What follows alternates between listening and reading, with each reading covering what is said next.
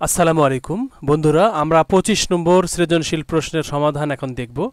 আর এইটাই কিন্তু এই অধ্যায়ের বা আমাদের ষষ্ঠ শ্রেণীর বইয়ের সর্বশেষ অঙ্ক। এখানে আমরা 25 নম্বরের একটা উদ্দীপক দেখতে পাচ্ছি এবং 3টা প্রশ্ন দেখতে পাচ্ছি, ক, খ এবং গ। এখানে খ নাম্বারটা ভুল করে আবার আরেকটা ক লেখা হয়েছিল। এখানে কিন্তু আমরা এখানে ক এর জায়গায় এটা কিন্তু খ দিয়েছি, ক, খ, গ, মানে দুটা ক হয়ে গিয়েছিল। আচ্ছা, এখন দেখো আমরা যদি এটার 1 নাম্বার বা ক নাম্বারটা যদি সমাধান করতে যাই, তাহলে প্রথমে আমাদের বুঝতে হবে উদ্দীপকে কি বলেছে। বলেছে একজন শিক্ষার্থী বা একজন স্টুডেন্ট 20 থেকে 40 পর্যন্ত সংখ্যাগুলোর মধ্যে নিম্নের সংখ্যাগুলো লিখলো।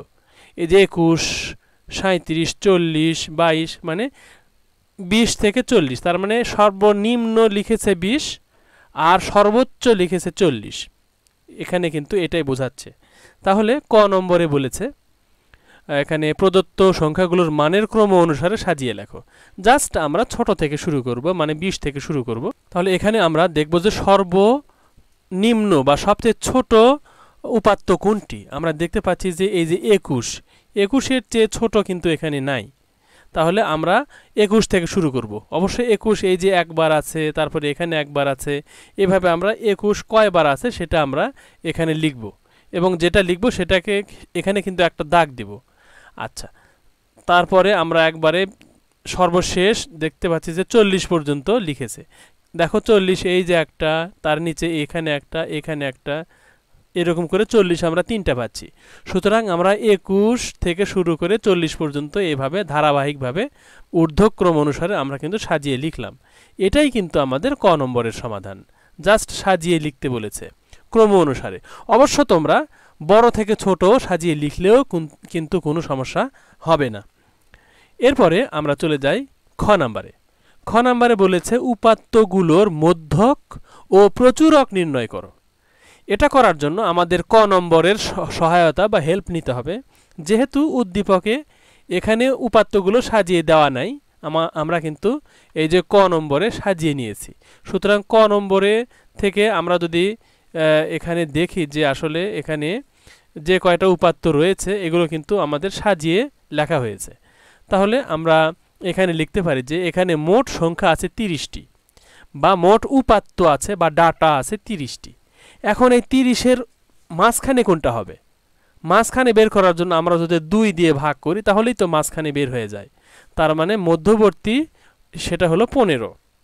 আচ্ছা, এখন দেখো এখানে 15 এবং তার পরবর্তী 16, মানে পাশাপাশি যেহেতু দুটা নিতে হবে, এই জন্য আমাদের 15 এবং 16 এই দুটা 15তম এবং 16তম সংখ্যার গড় নির্ণয় মানে করলে সেটা আমরা মধ্যক বের করতে পারবো।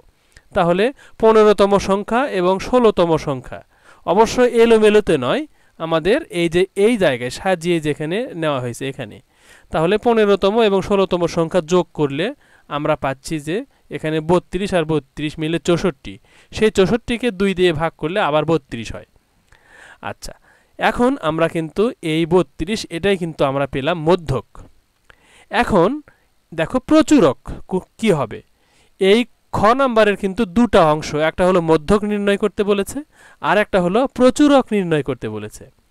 তাহলে আমরা যদি এখানে খেয়াল করি যে প্রচুরক কোনটা, তাহলে যেহেতু এখানে 22 সংখ্যাটা বেশি বার আছে এই জন্য আমাদের এখানে প্রচুরক হবে 22।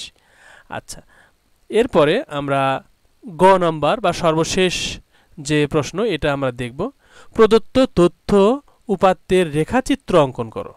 প্রদত্ত তথ্য উপাত্তের রেখাচিত্র অঙ্কন করো। এটার জন্য অবশ্যই আমাদের গ্রাফ পেপার দরকার।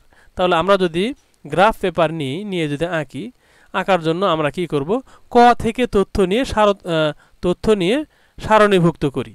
তাহলে ক থেকে তথ্য নিয়ে আমরা কি করব, সারণীভুক্ত করব। তারপরে তথ্যগুলোকে সারণীতে নিয়ে দেখি এক সংখ্যা কতবার করে আছে, অর্থাৎ এইরকম একটা সারণী তৈরি করব।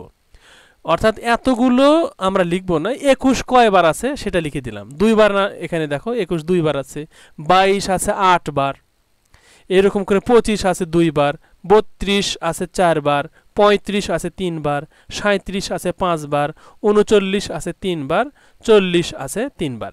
এই রকম করে আমরা যদি এখানে একটা বিষয় তোমরা খেয়াল রাখবে, এই যে যোগফল এটা যদি তোমাদের 30 না হয় তাহলে কিন্তু ভুল হবে। সুতরাং এখানে তোমরা খেয়াল করে দেখবে যে এখানে মোট কতটা ডাটা তোমরা লিখলে। এখানে যদি 31 বা 29 বা 30 না হয়ে অন্য কিছু হয় তাহলে কিন্তু ভুল হয়ে যাবে। তাহলে তোমরা আবার মানে একটু রিভাইজ দিবে যে কোন উপাত্তটা ছাড়া পড়েছে। আচ্ছা, তাহলে আমরা এই তথ্যটা কিন্তু ক নাম্বার থেকে নিলাম, যেহেতু ক নাম্বারে আমাদের এগুলো সাজানোই আছে, যে 21 পাশাপাশি 2 বার লেখা হয়েছে, তারপরে 22 8 বার, এইরকম করে আমাদের এই তথ্যগুলো আমরা ক নাম্বার দেখে দেখে এরকম লিস্ট বা তালিকাভুক্ত করব। এখন এইটা দেখে এই যে ছক, এই ছক দেখে আমরা রেখাচিত্র আঁকবো। তাহলে সারণী দেখে রেখাচিত্র আঁকি, মানে এই যে সারণী এটা দেখে দেখে আমরা রেখাচিত্র আঁকবো।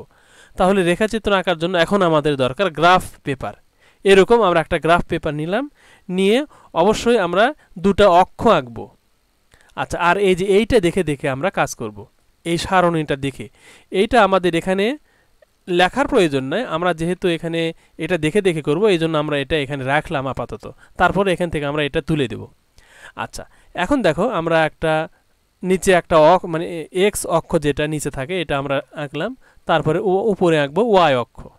এখন মাঝখানে আমরা এরকম ক্রস দাগ দিয়ে দিব। আচ্ছা, এইটা কেন দেওয়া হয় সেটা কিন্তু আমরা এর আগের ভিডিওতে বলেছি যে 0 থেকে এই পর্যন্ত আমাদের সংখ্যা নাই। মানে দেখো এখানে সর্বনিম্ন 21 আছে, কিন্তু 1 থেকে 20 পর্যন্ত সংখ্যা নাই। এই না থাকার কারণে এইটা দ্বারা বোঝাচ্ছে যে এখানে 0 থেকে 20 পর্যন্ত সংখ্যাটা লুকিয়ে আছে, তারপরে 21 থেকে কাজ শুরু হয়েছে। তাহলে এখানে আমরা 1 2 3 4 5 6 7 এরকম করে আমরা লিখব শেখার সংখ্যা। তারপরে নিচে আমরা এই যে এই সংখ্যাটা লিখব, 21 লিখব, মানে 0 থেকে শুরু করব, তারপরে 21, তারপরে আছে এই যে 22, তারপরেরটা কত 25, এই যে এটা লিখব 25, তারপরে এই যে 32 এটা লিখব, তারপরে 35 আছে, তারপর 37 আছে, তারপরে 39 আছে, তারপরে শেষে 40 আছে। এখন আমাদের কিন্তু এই 21 কতবার আছে সেটা কিন্তু এই লিস্ট দেখে আমরা বলতে পারছি যে 2 বার আছে। সুতরাং 21-এর উপরে আমরা বিন্দু দিব, যে সোজা 2 আছে এই সোজা, তার মানে এখানে আমরা বিন্দু দিব। আচ্ছা, এই জায়গায় বিন্দু দেব। তারপরে 22 দেখো তো কয়বার আছে, 8 বার আছে, তার মানে 22 উঠে যাবে 8 পর্যন্ত, এই যে 8 এই 8 পর্যন্ত উঠে যাবে। তারপরে দেখো 25 কয়বার আছে, 2 বার আছে, তার মানে 25-এর উপরে বিন্দু হবে এই যে এই 2 সোজা। তারপর 32 আছে আমাদের 4 বার, 35 আছে 3 বার, 37 আছে এখানে আমাদের 5 বার, তারপর 39 আছে 3 বার, 40 আছে 3 বার। এখন আমাদের বিন্দু দেওয়া হয়ে গেল, আমাদের এই যে এই তালিকার কাজ শেষ। এটা আমরা সরিয়ে ফেলি এখান থেকে, তাহলে দেখতে সুবিধা হবে। আচ্ছা, এটা সরিয়ে ফেললাম। এখন আমরা কি করব, স্কেল দিয়ে এই বিন্দু থেকে এই বিন্দু স্কেল দিয়ে যোগ করে দেব, তারপরেরটা যোগ করব, তারপরেরটা, তারপরেরটা, তারপরেরটা, তারপরেরটা, তারপরেরটা। যোগ করলে যে রেখাটা আমরা আঁকাবাঁকা দেখতে পাচ্ছি এটাই হলো আমাদের রেখাচিত্র। এই রেখা দ্বারা যে চিত্র সেটাই হলো রেখাচিত্র। তাহলে এইভাবে আমরা কিন্তু এই রেখাচিত্রটা আঁকতে পারি।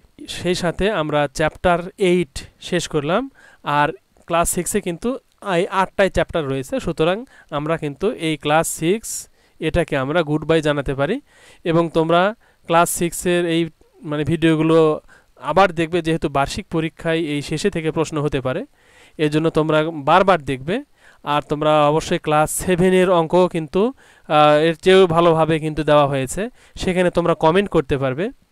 যেহেতু ক্লাস 6 এটা মানে কিডসদের ছোটদের পর্যায়ে পড়ে, এই জন্য এখানে কমেন্টটা ইউটিউবের নিয়ম অনুযায়ী বন্ধ করে রাখা হয়েছে। তোমরা 7 8 ওই দিকে ক্লাসগুলোতে তোমরা কমেন্ট করতে পারবে, অবশ্যই তোমরা কমেন্ট করবে। আর কোনো সমস্যা হলে অবশ্যই জানাবে, আমরা সমাধান দেওয়ার চেষ্টা করব।